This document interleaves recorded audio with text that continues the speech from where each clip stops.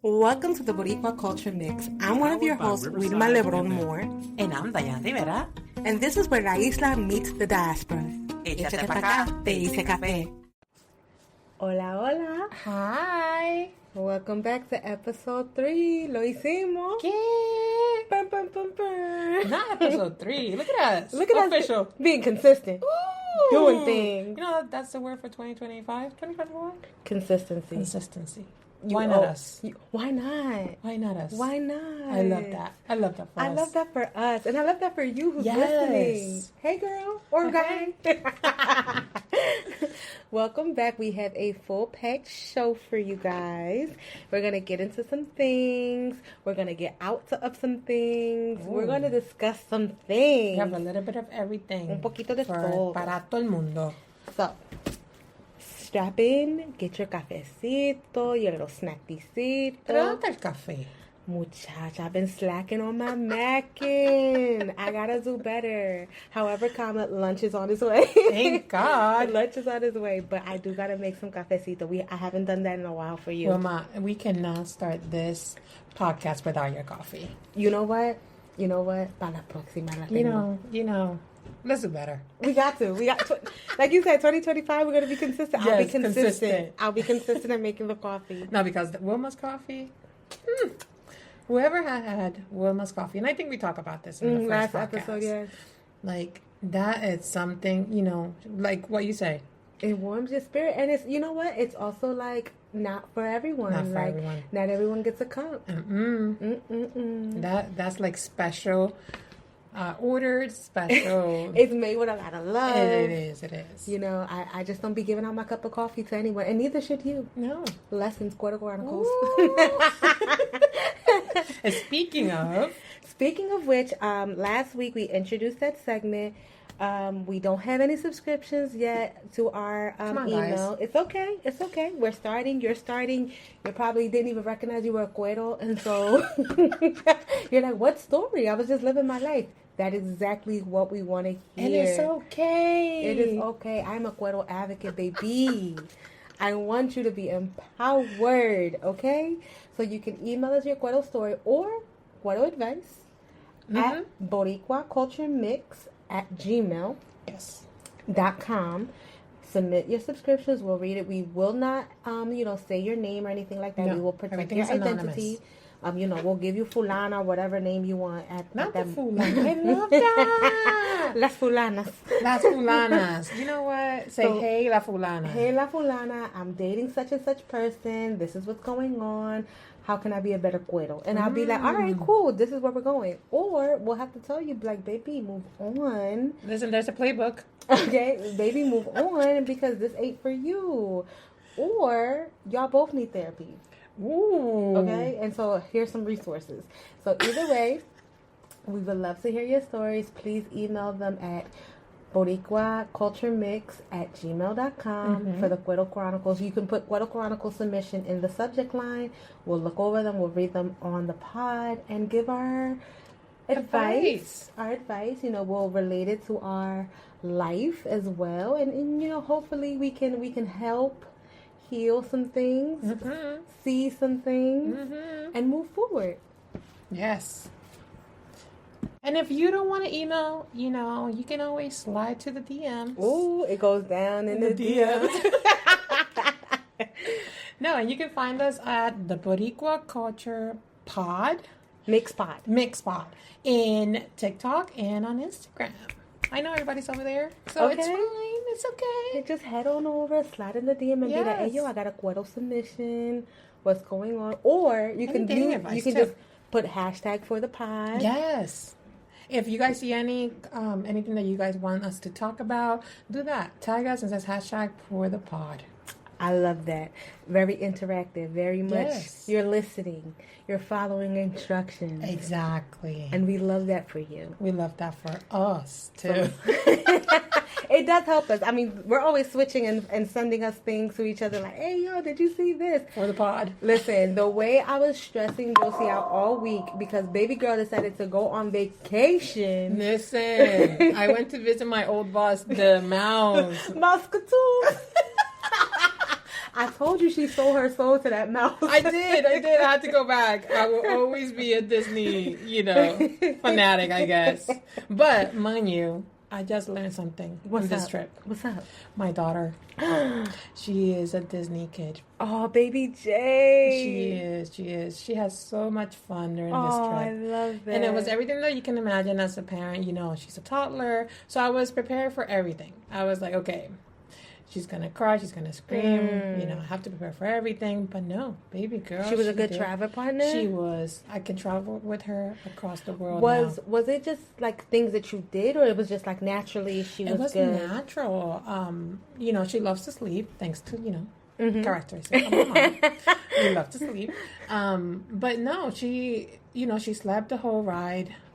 She watched her Moana, of course. She loves Moana. And she watched it like for 10, 15 minutes. And then after that, she knocked out. She's like, yep.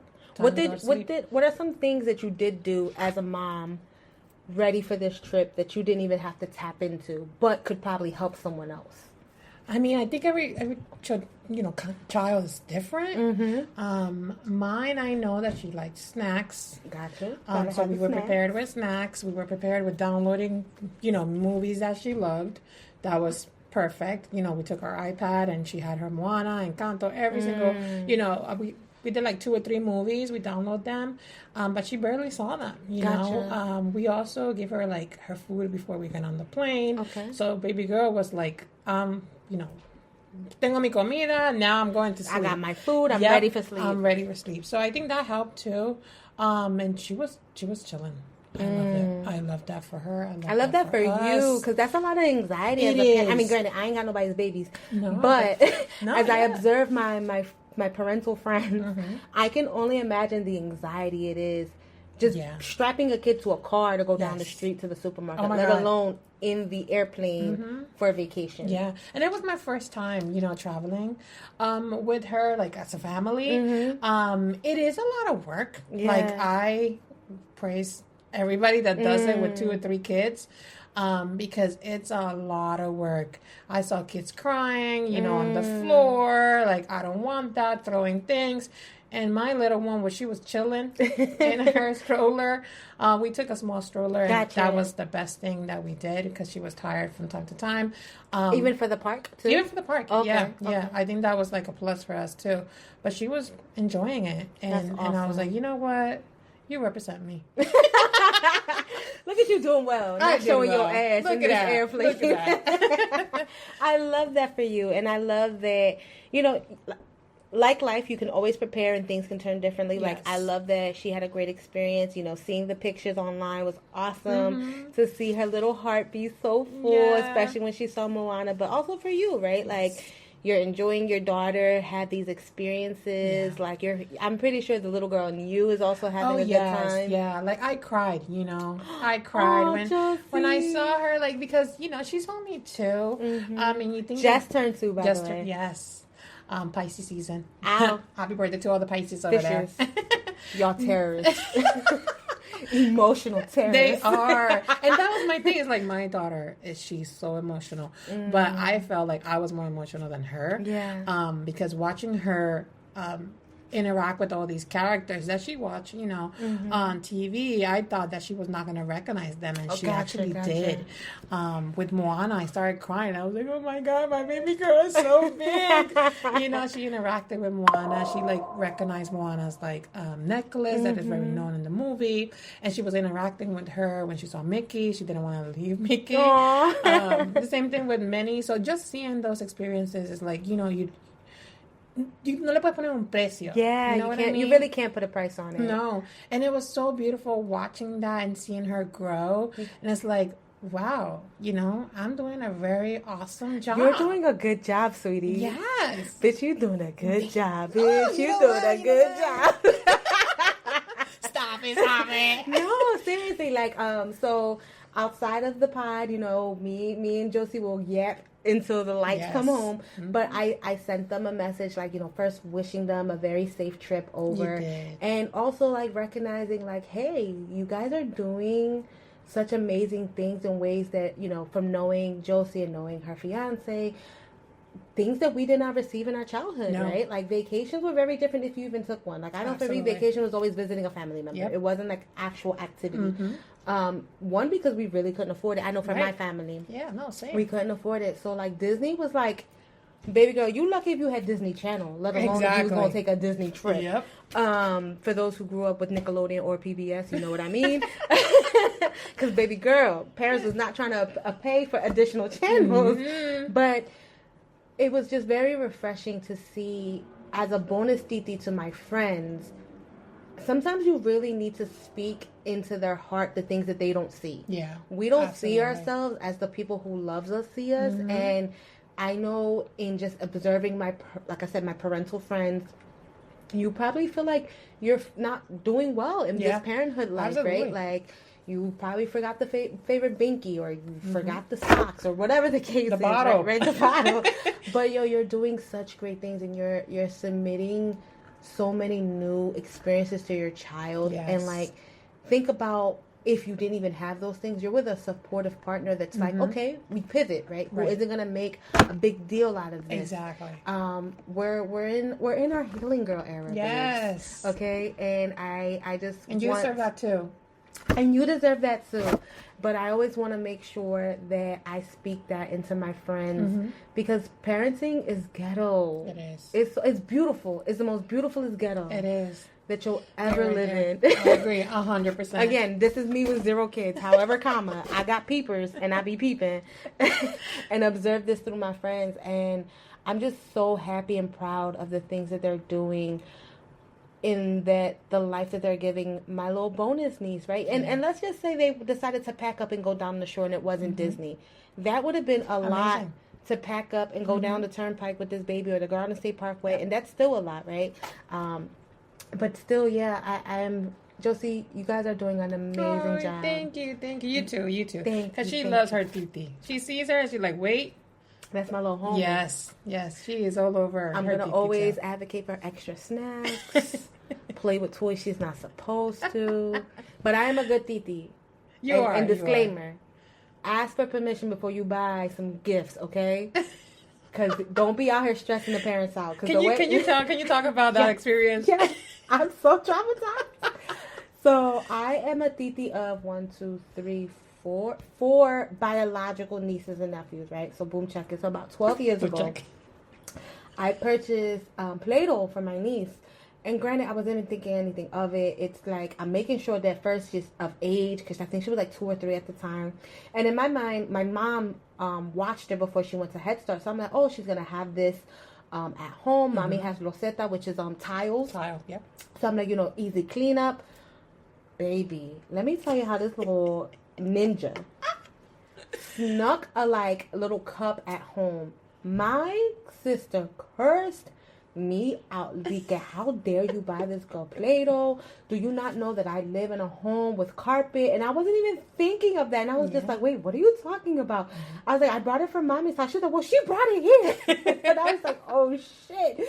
So ever since then, I was like, okay, be more mindful and more considerate when purchasing gifts for these little children because the adults have to take care of that. Yes. So I don't buy children crayons or color pencils or none of that. Even if they say washable, I always ask like, hey, is the child at this age, is it okay? Or are you even introducing this to the child in that moment? And so for Josie, for baby J, I wanted to get her something, a little tricycle, but I was like, listen, I need to ask for your permission because although it's for baby J, it is you who's going to have to take it downstairs and outside with this little girl. Are you okay with this? No, and I appreciate that, not a lot of folks do that, and that's okay as well. But, the fact that you took that experience that you had and you're like, you know what, now I'm going to ask the parents.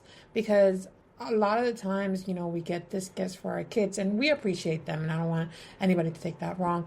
But at the same time, it's like, the parents are the ones that are dealing with this, you know? So all them loud ass toys. Yes. Like, I'm sorry to my brother. You know, I used to do the same thing. I was like, oh my God, I love this. All the Legos that I got. I'm pretty sure he stepped on them and cursed you Oh out. my God. You know. Yes. So, you know, it's awesome that you do that. Thank you. I encourage everybody to do that as well. Listen, the way my sister grabbed me by my ear through the phone, I never wanted to experience that bochorno, that embarrassment again, because I was like, damn, I was making sure that it was non-toxic and that it was age appropriate. I didn't even think, the cleanup of how this could get stuck in carpet. Because again, I swore it was going to stay at my mom's house. Yeah, no, absolutely. Not recognizing that these kids are smart and fast. They are. The strength of a toddler needs to be studied. Baby. The strength and the speed of a toddler. Yes. They're so fast. So fast and so strong. Like, where did this come from? But why? They're living off of 2 chicken nuggets and apple slices. How are they getting all of the vitamins to do the amount of times that I have to fight with Baby J. Oh, my God. Just to get her, like, brush her hair or do something, and she runs. Like, I was like, J, and she's running. So, you know. So, yes. Definitely love that you did that, but let's get into the pie. Oh, yes. From motherhood to the mother island. Yes. So have you been keeping up with what's been going on La Isla? I haven't. I was on vacation. Ooh, so thank God for TikTok and that little save button thing. Oh. So I've been sending Josie so many things. So let's start with Rincón / Rincón. Yes. First of all, why do we call it that? Why do we call it what? Rincón instead of Rincón. Rincón? Yeah, we call it Rincón. Rincón. Oh, well, you know, it's a beautiful place. I don't know how they got there because it's far as hell. And by they, she's talking about the gringo. Yes, because I mean, I'm trying to think.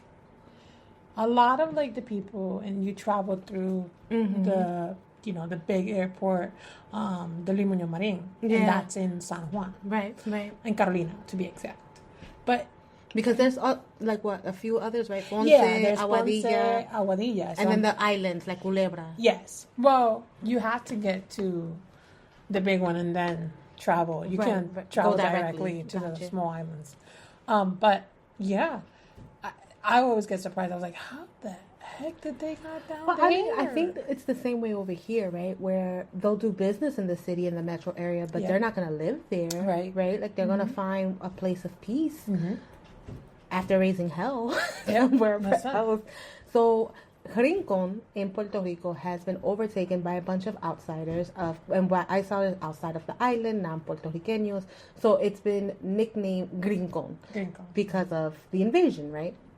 And over the weekend, there has been manifestaciones or protests that have surfaced because they want to build a bike lane along coastal area that's protected environmental land. Yes. And so the residents have taken up, they've done their protest, and when I'm not sure which authorities, if it's just regular police or if it's like environmental authorities of some sort. Yeah, so what it looks like, I was catching up with it. It looks like this big environmental organization. It's very into doing the protest for this. There is, surprisingly enough, 200 people show up for the protest. Wow. It's so interesting. 6 of them got arrested. Okay. 2 of them being females. Okay. And 1 is still trepado en el árbol. Okay, so part of the process was climbing the trees. Climbing the trees because, right now what they're trying to stop is the deforestation of the trees. That's the first thing. I don't know if I'm saying that right. Yeah.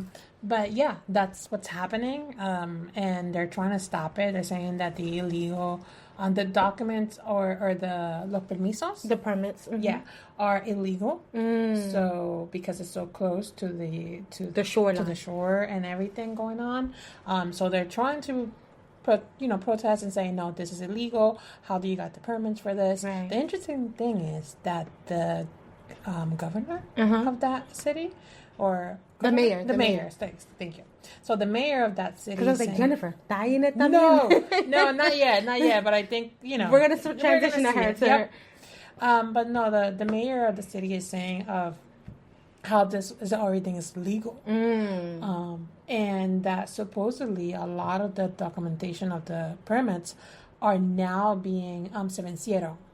Oh, so they've been expired. They have expired. So it's a big thing, right?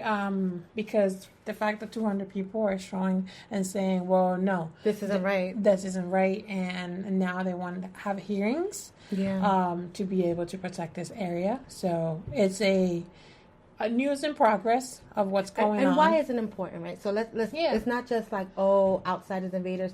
No. Puerto Rico has finite resources, specifically the coastal line that's been devastated by hurricane. And that also, at the very foundation of it all, Puerto Rico's coast and las orillas, like the area, coastal line, is public. There is no privatization of beaches on the island.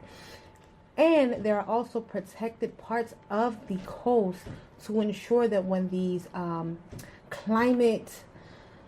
climatic storms come, there is some first barrier of prevention that can help with that, like the mangroves, things of that nature that takes on those waves, those devastating waves of they're there for a reason. Right, they're there for a reason. And so if you continue to build and build and build, it's, first of all, it's unethical because you're going to eventually put structures on foundations that they cannot withhold.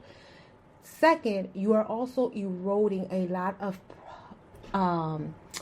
protected species and also what I forget the other project, but there's a young lady, Bianca, on TikTok. She was a news reporter, but now she's an independent journalist. Oh yes, and she's known for the Bad Bunny. Yeah, and La Apagón. Yeah, La Apagón. Mm-hmm.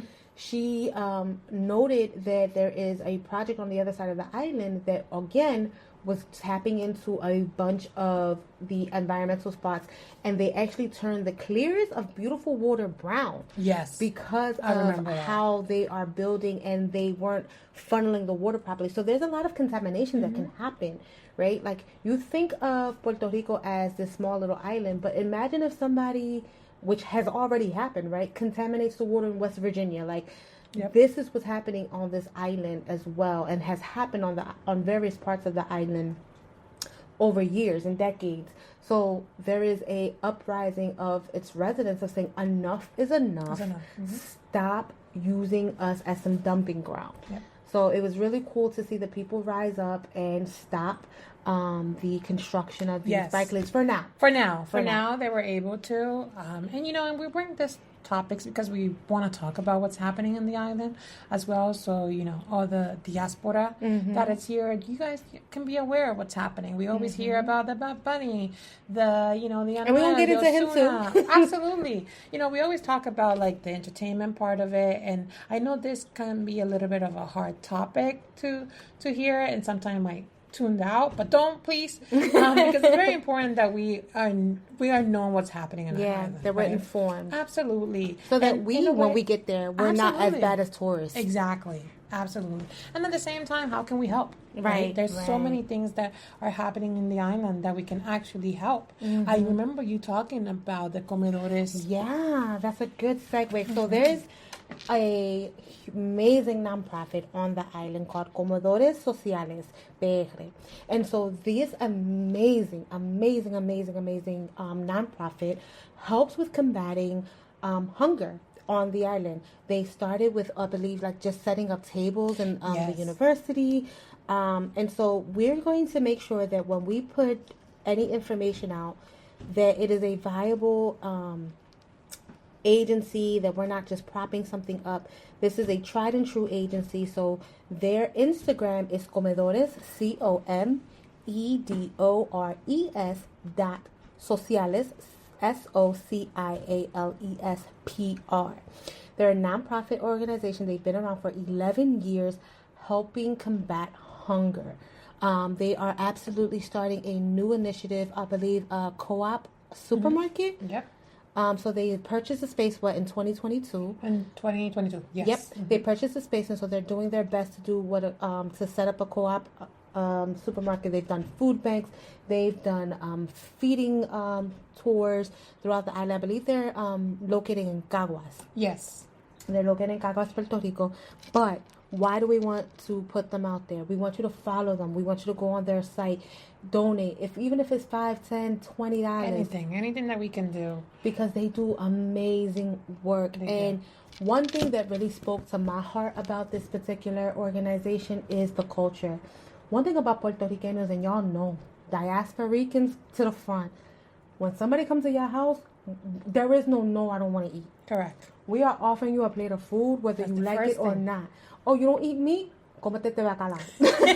You're going to eat something. You don't eat meat, you can eat that arroz con gandules. Exactly. Arroz con habichuela. You always have something. And the fact that, a lot of people don't know that there's a lot of people in the island that, struggle to get a meal. That are food insecure. Absolutely. And the fact that there's this organization that is doing this for the community. And has done so for 11 years. They got a big push when the pandemic happened. Yeah. Because they helped a lot of people. And the goal that what they want to do is do like a supermercado. Like a supermarket. Where people can go and grab their, what they need. And the best thing is that is local products. Source, yeah. Local source, exactly. So it's not, you're not getting like fast food or like, anything in a box. Or overly taxed, right? Exactly. We also know that being on the island, if you're going to buy some things, you're not, granted, the cost of eggs is high everywhere else, but like on the island, they've been dealing with this level of inflation for years. Yep. So a place where they can go and purchase affordable food is so important, especially when you're recognizing that we have children being raised in this level and we have our elderly who cannot afford. They can't.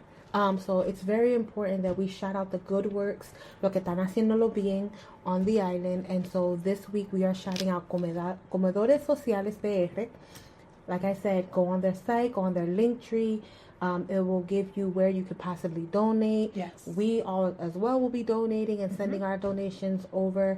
But we want to make sure that our diasporicans can recognize things that are happening island-wide, and then we will also be looking at places statewide that we can connect and make sure. So if you have any suggestions that are viable resources that we know will help and connect the diaspora, please let us know.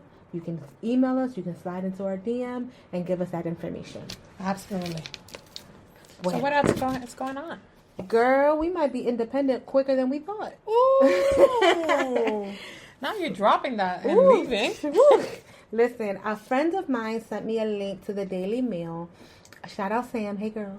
And she was like, did you see this? And, of course, I was, like, super busy. So I was like, girl, why? Because the link came up with that orange man. And I was like, why is this man on my phone? Like, I avoid him all the time. Why is this man on my phone? So when I looked into it, apparently that orange man in the office wants to sign an executive order or has submitted an executive order to give Puerto Rico status, an overview look, and specifically move from territory to independence through a 7-page, which also reminds me that, guys, if this man could submit a 7-page paper for a country's independence, apply for that LinkedIn position, okay? Because you do not need eventually the experience, because a 7-page piece of paper is what my island deserves. Right. And I want to put this a little bit more in context. That is a lobby. It's something that is being lobbied. It is being looked at. A lot of the PNPs in Puerto Rico, which is a political party. Party in Puerto Rico, and they're the stakeholder ones. Right? They are right now, and they are. Jennifer. I think, this is something that they was not expecting. Right, because she ran on statehood, right? Like she wanted us. Yep. And then I believe the turtle, Mitch McConnell, said that we were not going to be up Correct. For statehood review at the beginning of her governancy, right? So I think she was still the comisionada residente. Okay. So the resident commissioner, I don't know how to translate that. Sorry, guys. You translated it perfectly. Yep. So she was, before becoming the governor of Puerto Rico, she was holding that position. So she tried, and it didn't happen. So now it looks like, we might get our independence for the island. Right. And what does that look like with she campaigned on promising statehood, and her little homie, because she loves her little homie, right, is actually undercutted what she did and saying, actually, y'all can be independent, y'all can figure it out, but y'all are too expensive. And here's the thing, y'all who have robbed us of our resources, y'all who have robbed us of so many great opportunities, are now saying we are too expensive.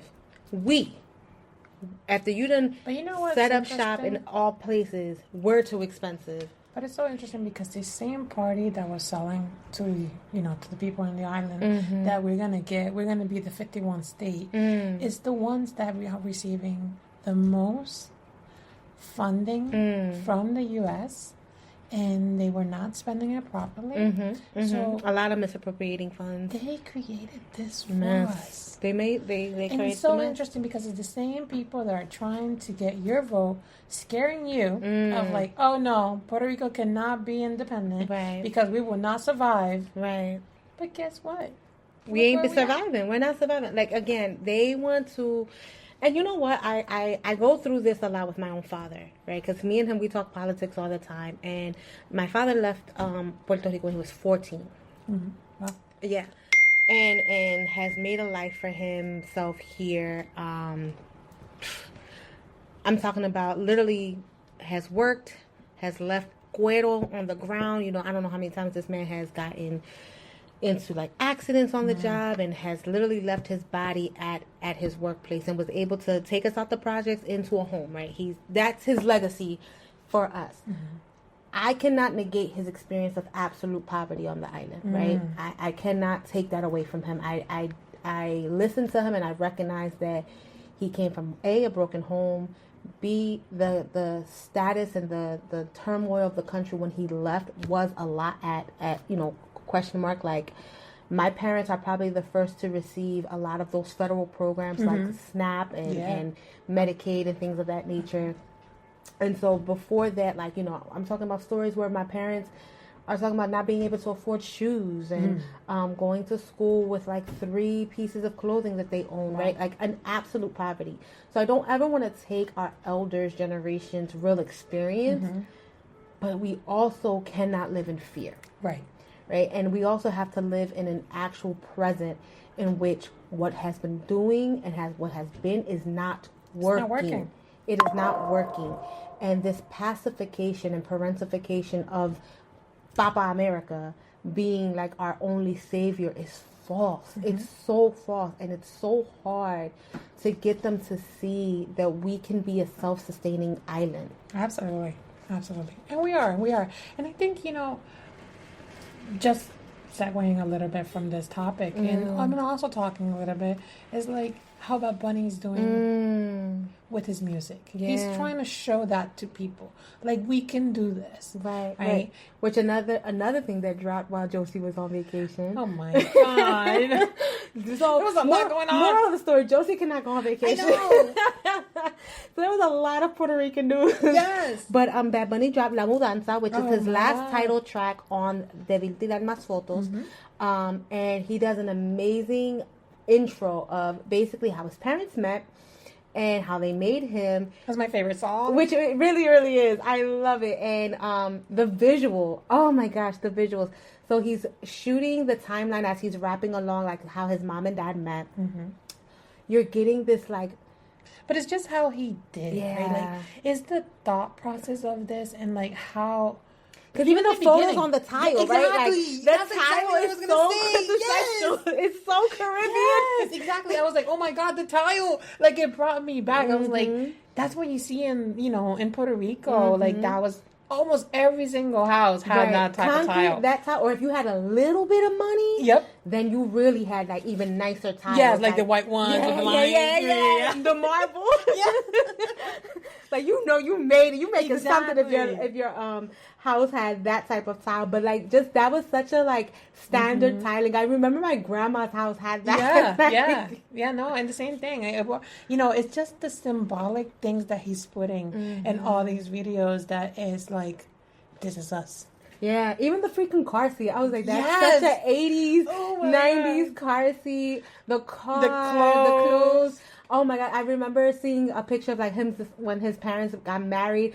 I'm remembering pictures of like my godmom's wedding. Yeah. And like the poofy dress and the cake. Remember the cake having all those tears? Like, yo, you made it when you had those triple tiered cakes. Oh my God. No, and even like the picture when the mom gave birth to him. Like the white, no, like the blue, I'm sorry, not white. The blue jumpsuit, like lambata, you know, like the pajamas that you use at the maternity. Maternity. And I was like, oh my God, I have a picture of my mom with that, you know?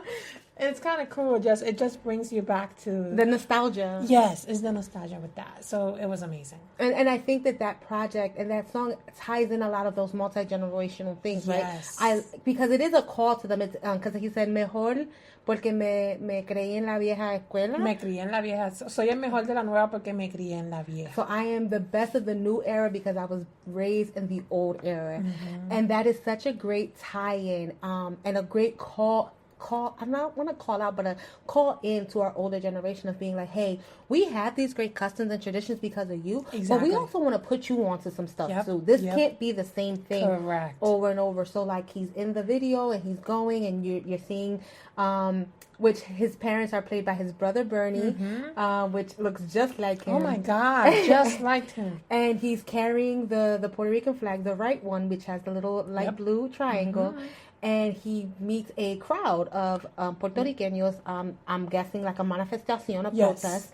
And he's crowned. He has like the little, I call it the little Scooby-Doo hat, which is like a little winter hat he has been wearing with this Hope rollout. It's like a whole vibe. Yeah. He punts it off and he gets the Jíbaro hat on. He's crowned the Jíbaro. He's crowned, but if you think about it. I saw that. It's also reflecting of like, this album is about the diaspora and the island. What if he's using that to show and like, okay, I'm out of the island, I'm coming back home. Yeah. You know? Y me estoy recibiendo bien. Yes. Yeah. Like, you know what I'm like? Because an elderly lady I'm is gonna go that. fight for my island. So. Right, and then the elderly lady is putting that on there, right? So like that was also like a call into that generation of like, hey, I'm coming back to y'all. I'm coming back to all the things that y'all have given to me. And there's like another great visual. There's some pictures of like some protests, specifically like when Vieques was being kind of like America's little like bombing testing ground back in like the 90s, early 2000s. Early 2000s, yeah. Because I remember that. Yeah, I remember growing up, like when the Puerto Rican Day parades back in Camden, there'd be like the political parties saying like, you know, stop this going on, and they would like educate us that like they are bombing and there's a lot of radiation on our Vieques Island as they had U.S. military base on there. It took years to clean Vieques Island too. And who knows if it was still on there, to be very honest. To be very honest. You're right. There's also an image of like campesinos being soldiers in the light blue looking like soldier wear, and they are holding off what looked like a police force, but they don't have guns. They have sticks, right? And I was telling Josie, I said it's a callback to our episode 2 where we were talking about like Puerto Rico lifts itself up with what it has, and there's this fighting of we are going to defend ours with what we have, and we're going to fight you off to the end. Exactly. And so a lot of folks were saying like, was it like the Ponce massacre that he was referencing, or quizá el grito de Lares, right? Which are two big political I want to say batallas, because El Grito de Lares was more like a batalla, which is like a battle, than what the Ponce Massacre was. Right. Ponce Massacre, which Easter's upon us, happened on Easter Sunday. The Independence Party was pretty much bombarded by the invasion of Puerto Rico police officers, but through the U.S. rule, and massacred folks that came out of like Easter Mass that day, right? And tried to cover it up. Insane. try to cover it up. If you're ever able to go to Ponce, I know the biggest tourist part of Ponce is the Firefighters Museum, but right up the street, you can go into the museum and there will be that information there. There's a lot of information. I was privileged enough to have one of the historians open it up for us when we went, and he gave us all of that great information. Nice. And so you will get so much great information. The museums are free. You just have to book the tour. And when I tell you, it was such a eye-opening experience. Again, I love the fact that we can go to the plazas of it, and we could see the firefighters, and that was really, really great staple. Yep. But if you can, go to the museums there, book the tours. Learn a The little bit level about the of country. information is so stinking good. But yeah, so that was also like that homage of like, as soon as I saw it, I was like, Josie was in my head like, Puerto Rico se defiende con lo que quiera. Like we defend ourselves with what we have. And then Josie, the bomba part. Oh my God, no! It's just like, for me, that from that part on is like, Jennifer, please pay Bad Bunny for the tourism that he's doing for your island. Wow. Because definitely this was like, from that on is like just views of the island, the beautiful beaches, the beautiful sceneries that we have and to represent, and also our people, right? The people, the music, like how engaging we are, how we are giving to people. So that was, for me, it was like, wow, I'm just watching a commercial of like tourism of my island. And that was the most amazing the aerial shots of the island was so beautiful. It was amazing. So Bad Bunny, you did it again. And then the people spelling out their fucking R was that was the thing. kiss. That was the thing. I was like, that should be the slogan for this, campaign. Not live Boricua. Pe fucking R. Yes, that is so amazing. So as soon as it dropped, I watched it like twice. Sent the link over to Josie. Granted, she was out here with the Moscow tool, putting it together. But as soon as she watched it, she texted me like, yes, for the pod. And we actually watched it before filming today to get all of the visuals into. It was just so beautiful. Like I didn't expect what it was gonna look like, especially like the bomba / like salsa breakdown of the song, because it has so many genres, right? Like he's opening up with rap, right? Benito, hijo de Tito, like he's going in that rhyme, and then as it's playing around, you're getting that salsa break, and then you get a little bit of what Puerto Rico is. All of those genres, right? You get all of, especially like seeing a black performer. Listen, and you know that I think he's the one that's like 19 years old. Oh yeah, that you were telling me that when he first used when he filmed, he used like the kids from the schools that were like from like 19 to 24 years old, right? I think and he's the youngest, I think. Wow. So shout out to y después the back and forth of him playing in regular clothes with the Vejigante mask. Yes, and that's part of it. You know? A lot of us don't know the story of Festival de los Vejigantes, like all those things. It's bringing back all those for us to know, right? To learn, to research. Yes, absolutely. So that's the homework for this week. do some research, look up some stuff, right? Because Google is your friend. Yes, Google is your friend because he's giving you a lot of good information, right? Yes. I know for me, I was able to call things out and see it, but I was also able to look into some books and being like, and maybe pull out my War Against All Puerto Ricans, because that's where I remember reading the Ponce Massacre and then connecting it from when I went to Ponce back in 2019, I believe I went to the island. I was able to like really like awesome. See a lot of great parts of Puerto Rico. Like, you know how like on TikTok there's like when you take people to Puerto Rico but not that Puerto Rico, right? Yeah. I was able to go to that Puerto Rico, which is like all over the island. Those are the good ones. Like I'm talking about, they took us to Ajuntas, like the mountains. Like we were up there. And I love it because it gets so cold up there, and you feel it was fresquito. It was so nice. Yeah, and mind you, we was like in July. Wow. We was there in July, hot as hell, girl. But like from Loíza all the way to Aguadilla, we went. Wow. And the only reason why we didn't go to San Juan is because they were out here protesting este loquito, el gobernador Ricky. Oh, wow. You were there? Yeah, I was there during that time, girl. Not you. Yeah. Over there when there was history happening. Yeah. Like, as a matter of fact, we had to cut our Ponce trip short because a manifestación was happening in progress. Wow. Like, and because we were with listen, the revolution is strong with me, okay? So the only reason why we couldn't stay, unfortunately, we were under a different nonprofit's jurisdiction and like with insurance and things of that nature. So around that time, there was there had been some popped all over, and they had some issues with the law, and so the director that was in Philadelphia was like, "Hey, listen, I know that in our hearts we want to be there, but my job is to make sure that you are all safe and to make sure that y'all come back home safe." Wow. But we was with it. Okay, we was with it. Wow, that's with all the shits. Okay, so I remember we were supposed to be in Ponce till like 7, and we ended up leaving around 5 because like a swarm of folks just came into the plaza. Wow. And as soon as you started hearing the bomba, and then somebody saying the national anthem, and then from then on it was Ricky renuncia. Like, wow. Yeah, because we were actually supposed to go to La Fortaleza too for San Juan. We never made it to San Juan. Wow. We actually ended up meeting with Oscar Lopez Rivera, the political prisoner. We actually ended up having a workshop in Santurce instead of going to La Fortaleza. That is so cool. Yeah. Guys, and that's why when you go to the island, I know that we love going to the beach, visiting family, and doing the fun stuff. But it's also good to go and, and do those kind of excursions, Like, when will I ever have been around Oscar Lopez Rivera? That's amazing.